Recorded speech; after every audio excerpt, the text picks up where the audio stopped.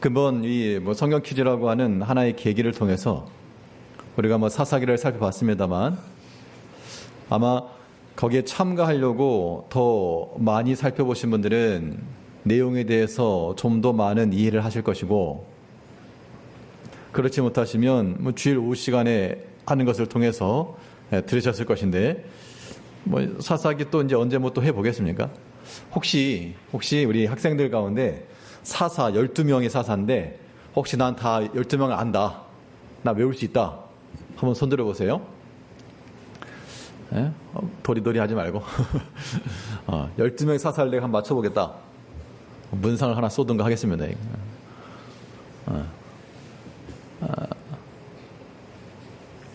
우리 성경을 이해하고 공부하는 것은 기회 있을 때마다 우리가 보는 것 좋습니다.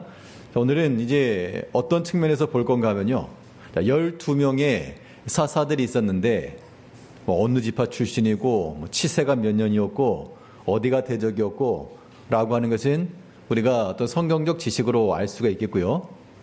그런데 그들이 그들이 나온 본문 안에서 어떠한 모습을 그의 삶에서 보여주었는가 라고 하는 것을 봐야 우리가 그러한 믿음의 길을 동일하게 걸어가는 겁니다.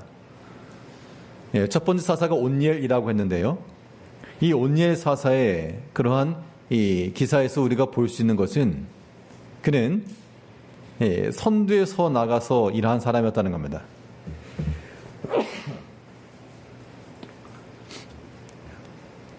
그 모든 이스라엘 전쟁 가운데 가장 먼저 앞서 나가 뭐든지 앞서 나가서 행한다라고 하는 것은 거기에 부담이 따르게 마련입니다. 잘하면 잘한 대로 부담되고 못하면 못하는 대로 부담되고, 보통 그렇잖아요. 어떤 일을 할 때 앞서 행하면 나선다 그러고 못하면 못한다 하고 그런 일이 많죠. 그래도 우리가 주의 일을 이루려면 먼저 앞서 나가면서 행할 그러할 자리들이 필요하다, 그런 얘기입니다.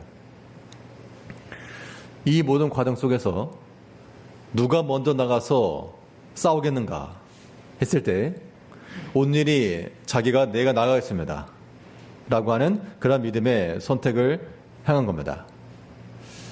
이 믿음의 선택이라고 하는 것이 그럼 어떻게 주어질까? 우리 개개인의 신앙 속에서 믿음의 행함이라고 하는 것이 어떻게 나타날까? 이것은 그 유다 지파, 그 온니엘의 가문을 보게 되면 그 요서와 갈렙, 그 갈렙 집안에 있었던 그러한 사람이었습니다. 갈렙 자신도 이 산지를 내게 주소서라고 하면서 나와 싸웠던 그 믿음의 사람이었고요. 그러니까 집안에 그런 어른이 하나 있으니까 믿음의 좋은 본을 본 겁니다.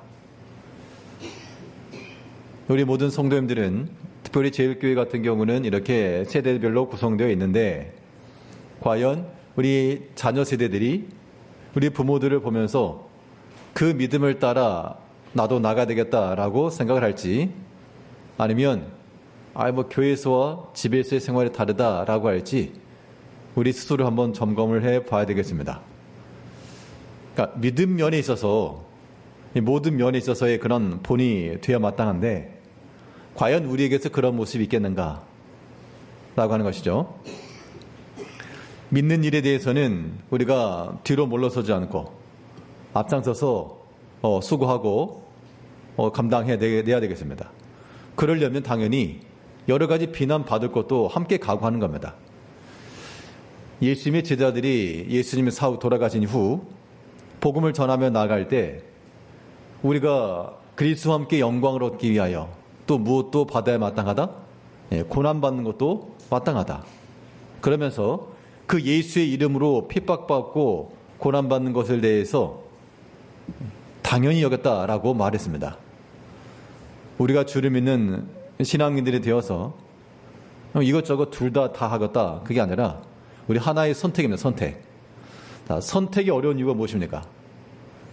선택이 어려운 이유는 마음속에 선택하지 못한 것에 대한 미련이 남기 때문에 그렇죠.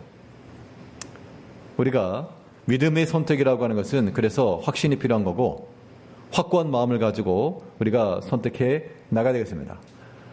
하나님께 있는 그 영광과 또 하나님께로부터 주어질 그 평안과 우리가 그런 걸 생각하게 되면 하나님 아닌 것을 내가 선택하지 못한데도요, 우리는 충분히 보상을 받을 수가 있는 겁니다. 자, 첫 번째 온리엘 사사를 통해서 우리가 볼 수 있는 바는 어떤 선택이든지 믿음 안에서 선택을 해라. 이거. 그것만이 유일하게 남는 것이다 라고 말하는 겁니다. 사사기도 우리가 이제 다 끝을 보는 것이고요. 오늘 아침에 이 사도행전도 이 마지막 장을 살펴봤는데, 이 사도행전 마지막 장 28장 31절로 끝났습니다만, 그러면 31절 다음이 뭐냐? 31절 다음에는 32절인데 그 32절은 이제 우리가 써 내려가야 될 그러한 기사들입니다. 우리도 그 믿음의 선진들처럼 일평생 살아가면서 자기 이름으로 남은 것 없었지만 오직 주의 이름으로 주를 위한 그 믿음의 일들이 남았던 것처럼 이제 우리 모든 성도님들의 삶에 있어서도 주의 이름으로 믿음으로 한 일들이 많이 남으셔야 되겠습니다. 그럼 내 소유가 무엇인가? 여러분들의 소유 가운데 믿음으로 남는 것이 어떤 것인지를 생각을 해봐야 되겠죠. 우리가 세상으로는 부족함도 많고 결핍함이 많을지라도 믿음 안에서 부유한 자들이 될 수 있도록 주를 택하는 그런 지혜가 필요하겠고요.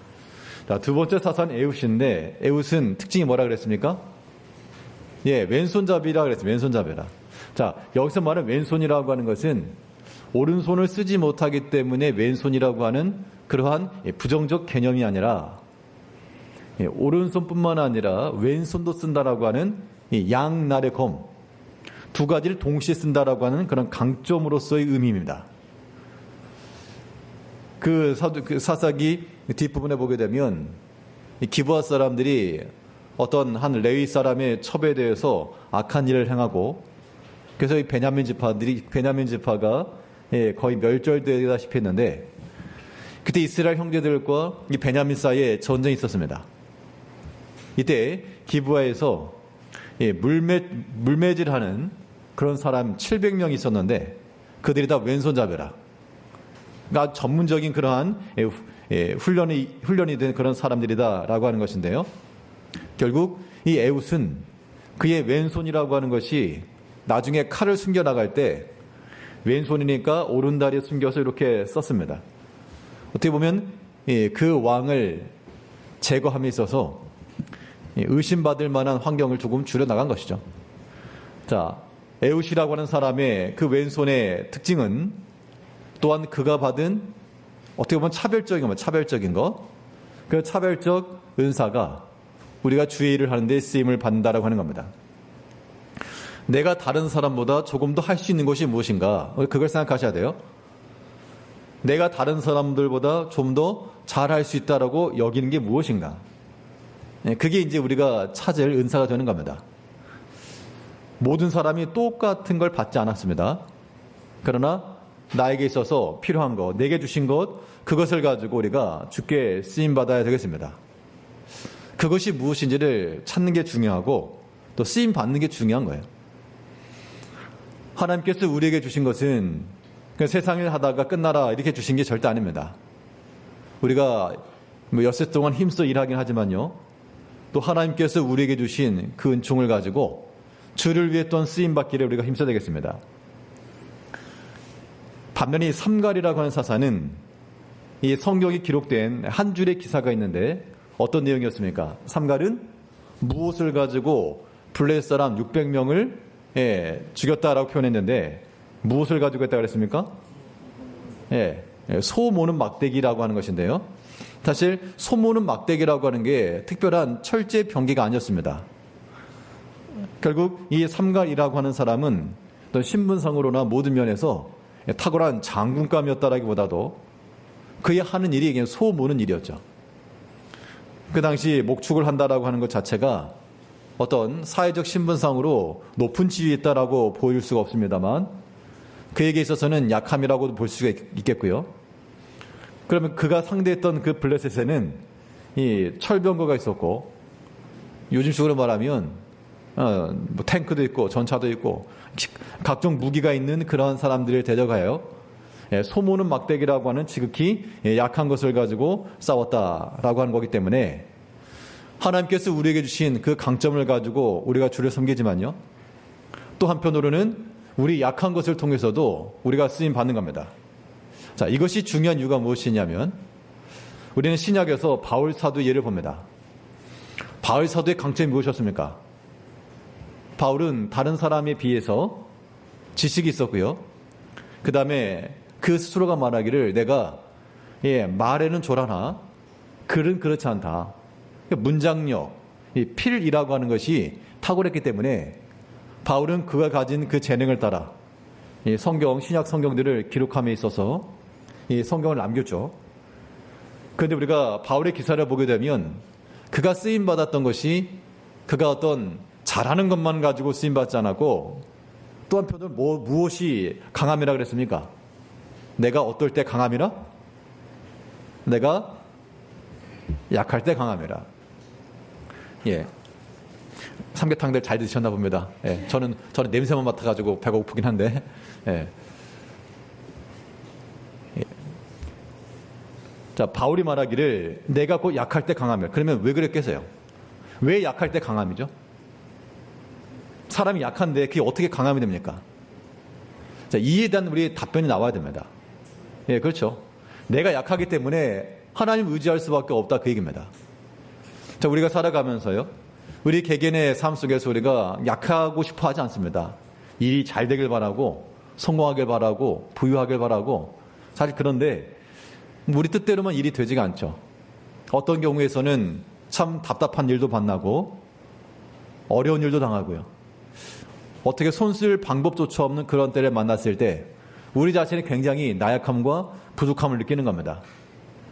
그때 할 수 있는 방법이 무엇입니까? 그때 할 수 있는 유일한 방법이 하나님 찾고 의지하는 거예요. 그렇게 해서 우리의 약함이 강함이 된다 그 얘기입니다. 하나님의 힘과 하나님의 도심을 의탁하기 때문에 그런 거죠. 바울이 복음을 전함에 있어서 그의 재능을 가지고 성경을 기록했지만 그냥 가는 곳곳마다 사람들로부터 환영받은 건 아니었습니다.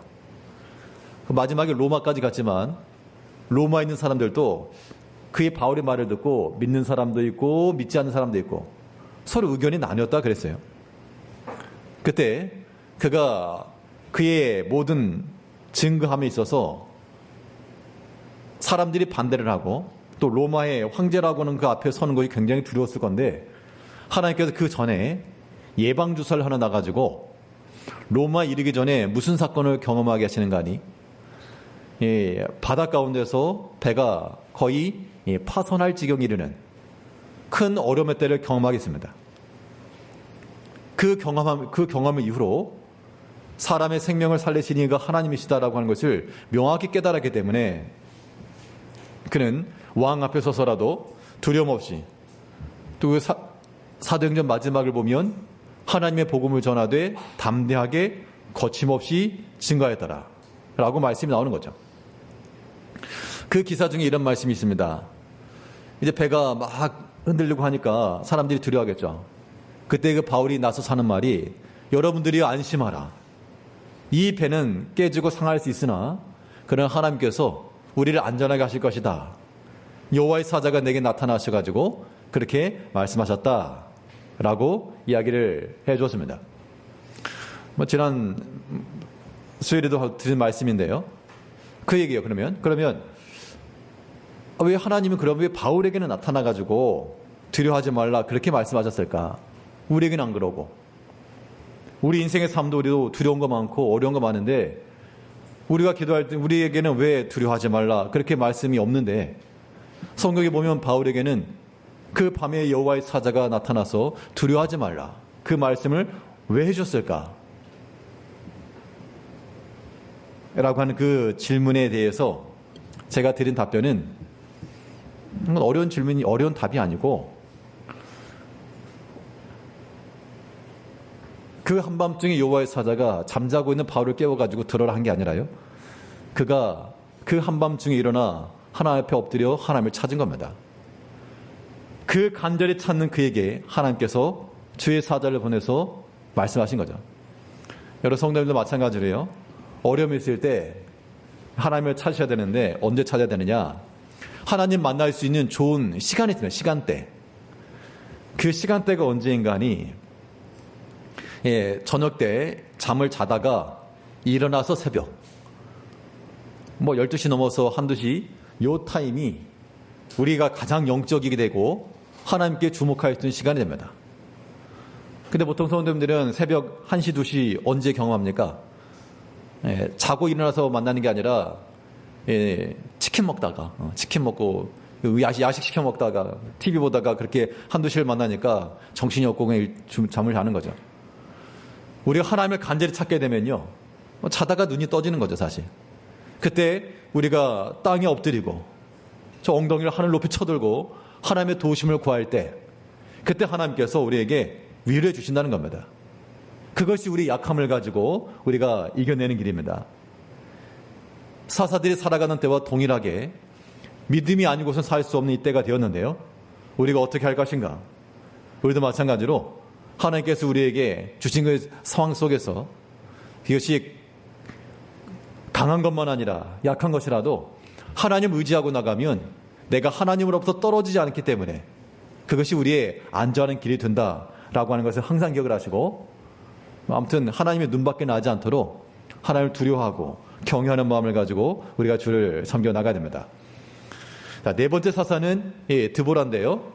이 드보라는 여자 사사였습니다. 자, 이 드보라의 특징 가운데 하나가 무엇이었는가 하면 드보라는 어느 날 벼락스타처럼 등장한 것이 아니라 그가 평상시 종려나무 아래 앉아서 여호와 율법을 가르치고 설명하고 분별해 주었다 그랬습니다.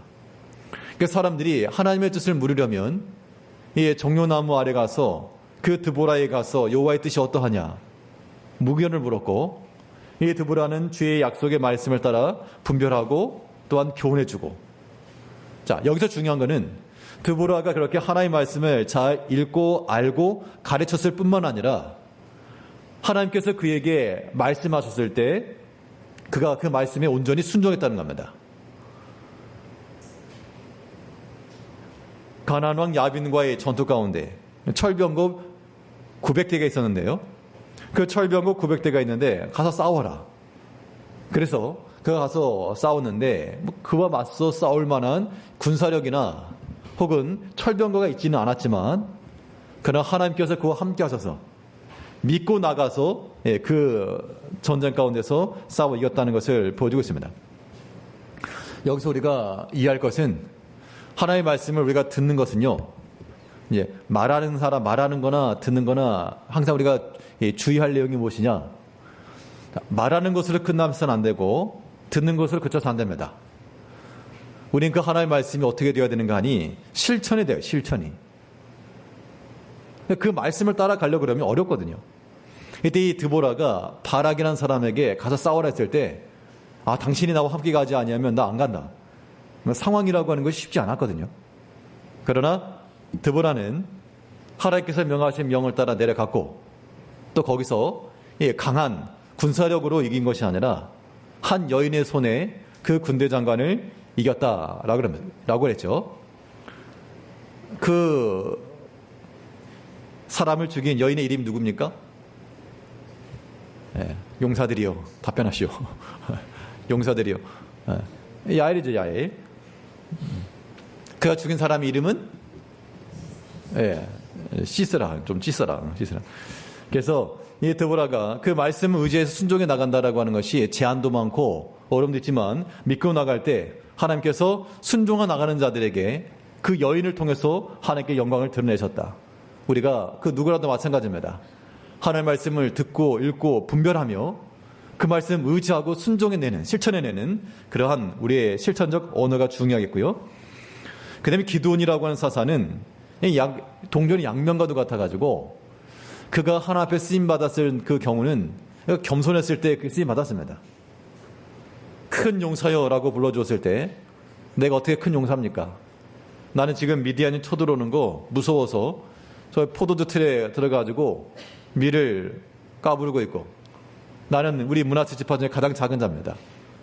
그렇게 겸손하게 나갈 때 하나님께서 글을 들어 쓰셨는데 나중에는 그가 금으로 에봇을 만들고 그것을 우상 섬기듯 하다가 많은 백성들에게 시험거리와 올무거리를 주었다 그랬습니다.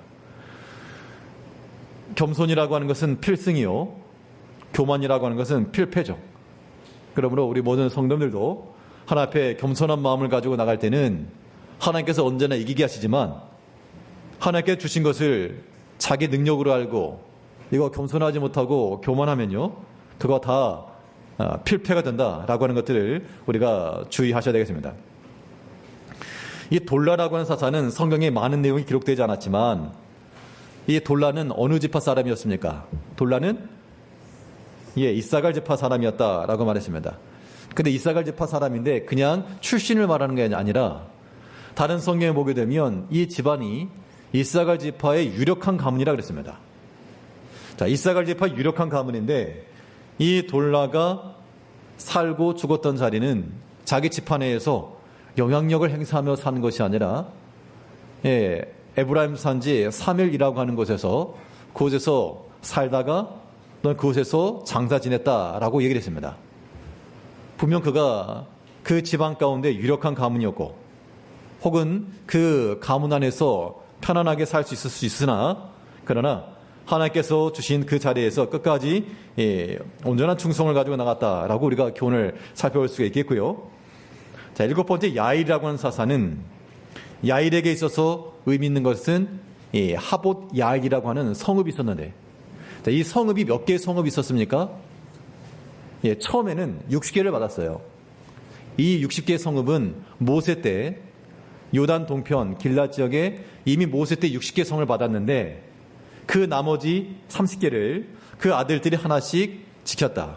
이거는 뭐 부정적으로 보게 되면 아들 30에다 성 하나씩 물려줬다, 뭐 그렇게 생각할 수 있겠습니다만 여기서는 분명 그 성읍이라고 하는 것이 자기가 어떤 사사를 통해서 부정축제로서 얻은 게 아니라 이미 요단 동편에서 모세 때부터 분배받았던 그 땅을 지금 이어져 가고 있다라고 하는 것이고, 그리고 길랏 동편에 있었기 때문에 이 요단강 동편에 있었기 때문에 그 동쪽에 있던 대적들이 쳐들어오려면 요단강 동쪽부터 쳐야 되거든요.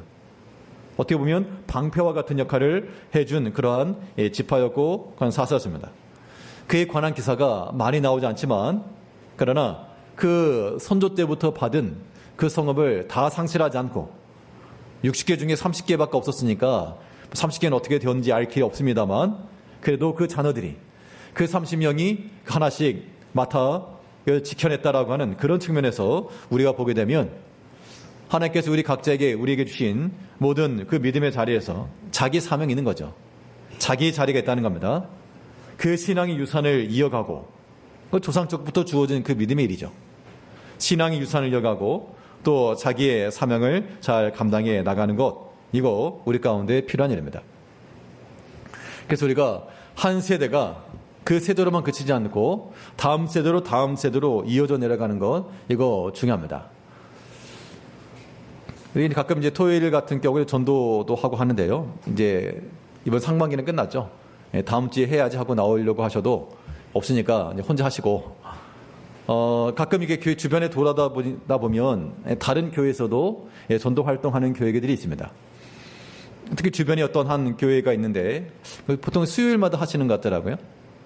그런데 가장 느끼는 게 뭐냐면, 그러니까 어떤 뭐 폄훼하거나 그런 의미가 아니라, 예를 들어서 그 전도하는 그 구성원들이 연세 드신 예를 들면 권사님들이나 아니면 장로님이나 혹은 젊은 집사님들이나 이런 여러 세대가 구성되어서 한 팀을 이루고 있다 그러면 굉장히 보기 좋았을 것 같습니다. 참 그래도 여러 세대가 함께 구성되어 있구나. 근데 이제 한 세대로만 구성이 되어 있는 거예요. 그걸 보면서 조금은 좀 아쉽다라는 그런 마음이 들기도 했는데요. 우리 제일교회도 마찬가지입니다. 우리가 그래서 다음 하반기 때는 좀 더 다른 시스템을 좀 가질까 생각을 하고 있습니다만, 자율적으로 맡기면 이거 그냥 하는 둥 마는 둥 할 수 있으니까, 또 이게 같은 세대만이 아니라 연합해서 함께 한 팀을 이루어서 움직이는 거, 그 자체만으로도 뭘 말해서가 아니라요, 그런 조합 자체만으로도 굉장히 큰 메시지가 될 수가 있습니다.